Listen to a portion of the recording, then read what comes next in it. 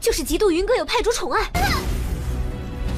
之，他慕云不是好大的威风！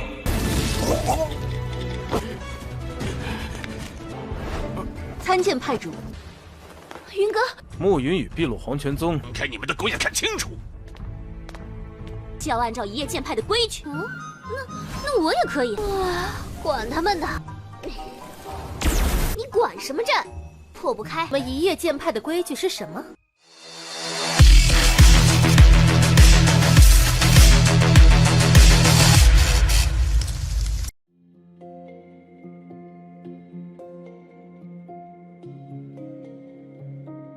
？Halo semuanya, selamat datang di Ruang Sinema. Bagaimana kabar kalian semua? Semoga selalu sehat dan baik-baik saja.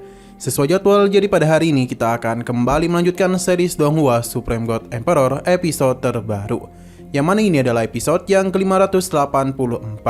Bagi yang baru bergabung dengan series ini, kita sudah sediakan playlistnya, jadi kalian bisa dengan mudah mencari di mana episode awal dari series ini.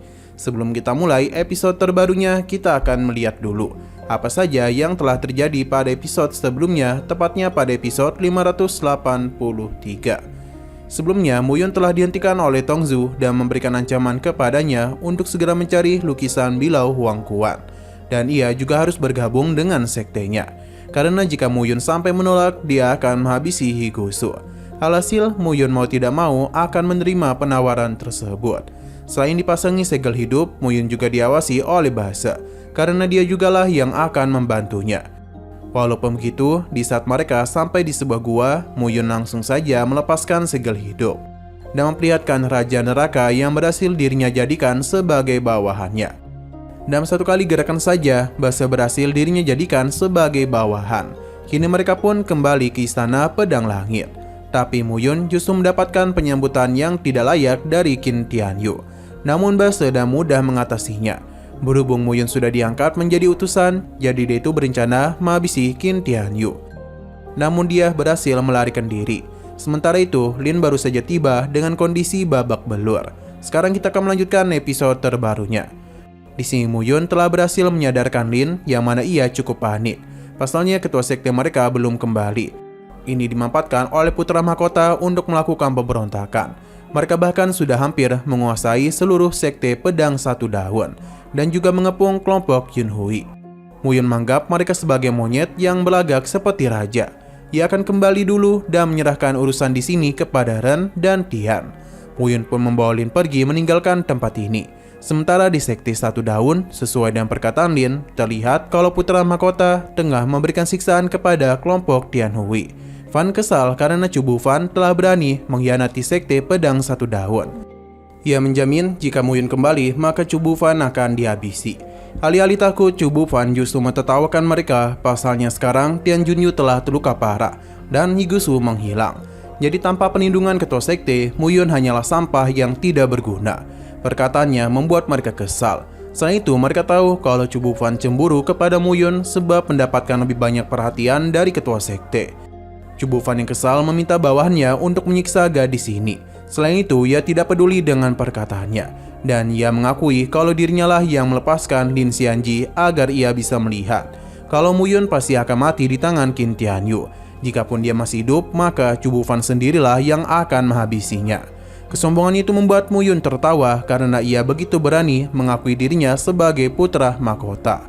Muyun pun kembali dan membuat teman-temannya menjadi begitu senang.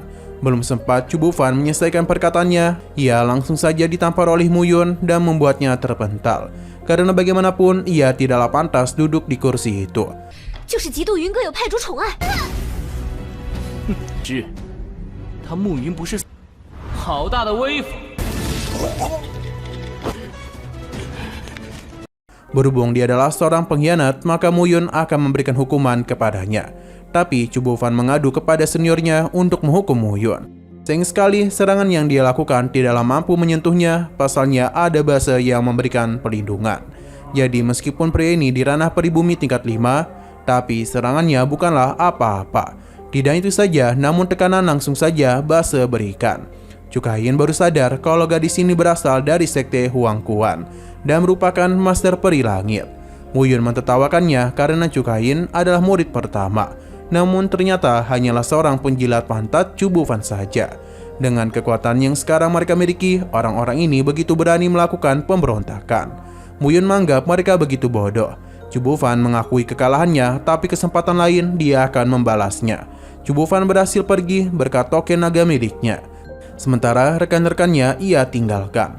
Mu Yun tidak mengejarnya sebab meyakini kalau di belakang Chu Bufan ada pihak yang mencurigakan.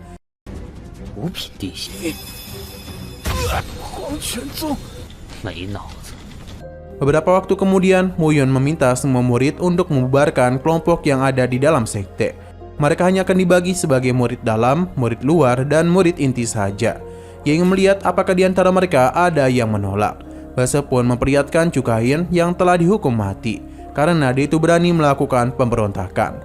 Melihat semua ini tentu saja mengejutkan mereka. Sementara waktu, Mu Yun akan memimpin sekte pedang satu daun. Selama pemimpin sekte belum kembali, jadi dia itu ingin melihat siapa yang setuju dan siapa yang menolak. Di antara mereka tidak ada satupun yang menolak dan langsung saja memberikan hormat kepada King Mu Yun. Sesaat kemudian Lin datang untuk memberitahu kedatangan para ketua sekte dari 4 sekte besar. Mu Yun paham dan meminta mereka untuk menunggu, yang tentu saja ini membuat mereka sangatlah kesal. Sebab seakan-akan Mu Yun telah menganggap dirinya sebagai bos besar. Mereka juga mulai berpikir kalau Mu Yun telah menjalin hubungan dengan sekte Bilau Huang Kuan. Di sini ada Ji Chongde, adik dari ketua sekte sebelumnya. Dia ingin membalaskan dendam kakaknya. Namun para gadis Mu Yun muncul yang membuat para ketua sekte semakin marah saja. Terlebih lagi mereka begitu berani berbicara sombong di hadapan 4 ketua sekte besar. Jika mereka membuat kesalahan sedikit saja, maka hukuman mati akan diberikan. Jadi lebih baik mereka itu segera memanggil Mu Yun keluar. 参见派主，云哥，暮云与秘鲁黄泉宗，看你们的狗眼看清楚！ 就要按照一夜剑派的规矩。 Namun gadis-gadis ini memintanya untuk diam, sebab ia tidaklah layak memanggil nama ketua sektenya. Terlebih lagi mereka datang kemari, jadi seharusnya mereka itu mengikuti aturan sekte pedang satu daun. Sayang sekali peringatan itu tidaklah didengarkan oleh Ji Chongde. Ia berencana untuk mencoba masuk ke dalam tempat itu, namun dia malah menabrak sebuah susunan formasi yang membuat para ketua sekte lain terkejut. Pasalnya Mu Yun hanyalah peribumi tingkat 3 saja. Lantas bagaimana bisa dia membentuk formasi pelindung sekte? Bahkan dia itu mampu menahan peribumi tingkat 6. Mu Yun terlihat hanya santuy-santuy saja, sementara para gadisnya penasaran sejak kapan dia itu memasang formasi. Ternyata ini adalah ulah dari bawahan Mu Yun. Para ketua sekte berusaha untuk menghancurkan formasi ini, namun belum ada tanda-tanda mereka akan berhasil.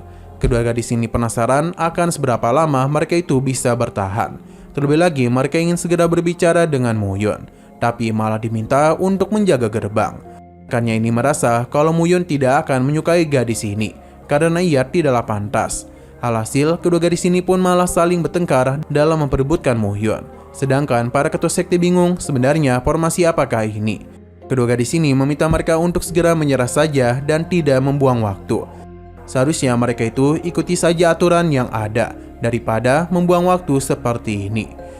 Aturannya sendiri sangatlah sederhana, di mana mereka diminta untuk turun dan berdiri di tanah sambil memberikan hormat agar meminta Mu Yun keluar. Tentu saja Ji Chongde tidaklah setuju. Namun karena tidak punya pilihan lain, mereka pun segera melakukan apa yang diminta. Seketika saja Mu Yun tiba sambil bertanya sebenarnya apa yang diinginkan oleh mereka. 那我也可以。管他们呢！你管什么阵？破不开。我们一夜剑派的规矩是什么？请我们穆师兄出来。找我暮云何事？ Namun sayang sekali lagi seru-serunya, episodenya harus bersambung dulu.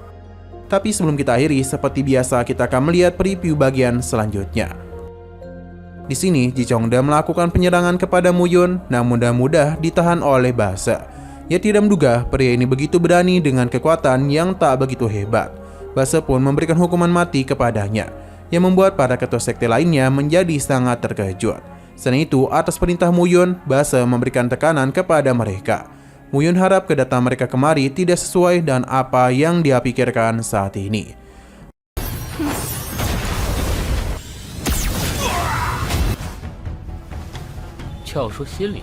Oke, sekian dulu pada video kali ini. Untuk video selanjutnya akan segera hadir. Jadi bagi kalian yang mengikuti series ini, langsung saja klik subscribe dan aktifkan loncengnya. Terima kasih yang sudah menonton video sampai habis. Jika kalian suka pada video ini, klik like dan share ke teman-teman kalian tentang channel ini. Dan ditunggu aja kelanjutannya. Oke, sampai jumpa di video selanjutnya.